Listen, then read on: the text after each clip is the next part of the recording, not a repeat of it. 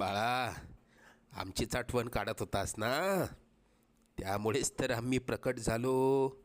अरे मायबाप मानतोस ना आम्हाला, मग तुला पैशांची गरज असताना सांगायचं ना.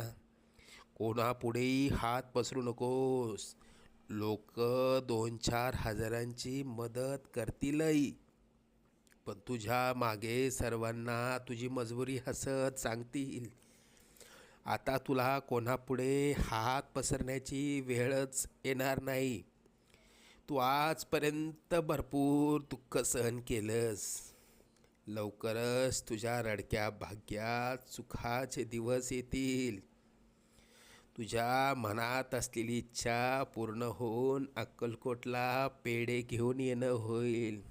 येशील ना आम्हाला भेटायला अक्कलकोटला? सगळं मनासारखं